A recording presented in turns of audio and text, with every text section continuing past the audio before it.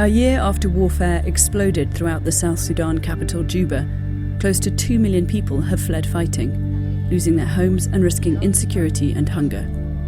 The International Rescue Committee, the humanitarian organisation partnering the FT in this year's seasonal appeal, has helped 900,000 people affected by the conflict in the world's newest nation. South Sudan seceded from the Khartoum government to the north in 2011, after decades of fighting. Wendy Tauber, country director for IRC, says that although aid agencies helped the country avert famine this year, the outlook remains bleak for millions of South Sudanese. Famine is a much more real possibility in the coming months because the planting season that was missed, there's a small harvest now, but that harvest will be not as big as it should have been because of the conflict. Elizabeth is among those displaced. She now lives in an ad hoc camp on a school grounds in Juba and relies on food aid. She says she doesn't know what triggered the war. All she heard was the sound of the gun. At this camp and others, IRC focuses on the neediest of the needy, wherever it can reach people throughout the country. I'm in a camp for displaced people. There are about 2,600 people living here. And what IRC does is they go around identifying vulnerable people. Last month, 14 houses, 14 shelters burned down in a cooking fire. And IRC are the ones who identified this, and now they've been quickly rebuilt. IRC also recruits from among the displaced themselves to help record problems in the camps. So our staff are here almost every day trying to find out who has a need that hasn't been addressed. About 100,000 displaced people have also taken up shelter at UN military bases, known as Protection of Civilian Bases or POCs. Some have been fatally attacked on numerous occasions, caught up in the ethnic reprisals that characterise this war, pitting supporters of President Salva Kiir, a Dinka, against those of his sacked deputy Riek Machar, a Nuer. So after the great hopes for unity and independence 3 years ago, this is what South Sudan has come down to, an ethnic map. More than ever, it's divided, and the two main groups that are party to the conflict are the Dinka, who are in these green areas, and the Nuer, who are slightly surrounded by all of them. The capital, Juba, is down here, and it's a complete mix, but at the moment, Nuer don't feel safe to stay outside of their homes, outside of their camps, displaced camps at night, and the dominant group is Dinka. I spoke to one Nuer community leader who didn't want to be identified because of the security threat to him, who told me many displaced people are traumatised by the fighting. I don't think it is safe because during the daytime people can feel safe when they are walking on the main roads.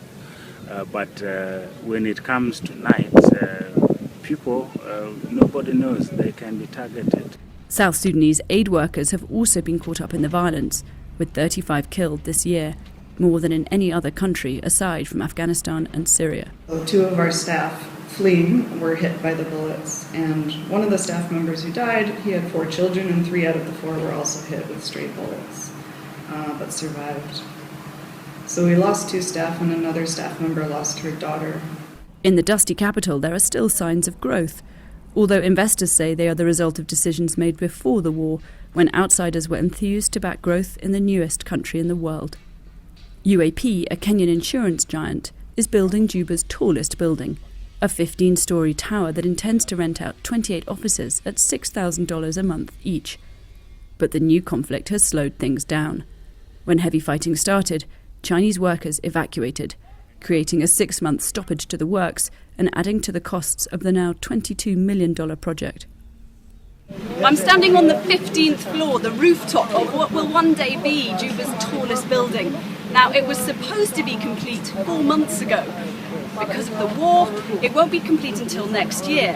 And about 40 Chinese contractors were evacuated all the way back to China when the crisis first hit. But they came back, and by June this year, they'd started construction again, and it will be the most prestige address in Juba once it's complete. Prospects for investment, for peace, for the return of the displaced depend on whether warring parties can reach a deal. Efforts to broker a lasting agreement keep failing, although the latest plan would see rebel leader Riek Machar return to Juba in a peace-sharing deal. Vice President James Wani-Iga says the government is ready to strike that deal. It was they who mutinied, it is they who gave conditions, and we are giving in, like the condition of Prime Minister. It was not with us before. It is now for the first time that we are reciprocating. We are giving in. This is our culture. People fight today, in the afternoon you reconcile. In Juba, aid workers say tensions are getting worse, however. It seemed that the attacks on aid workers, or the threats and the resentment against NGOs or the international community as a whole, sort of coincided with the third cessation of hostilities recommitment being broken. There's been 4 now. It's hard to keep count, but it seemed that there was a sort of sinking realization that this isn't going to be over anytime soon. While the effort to build Juba continues with impressive success, the effort to build the peace still hangs in the balance. Katrina Manson, Financial Times, Juba.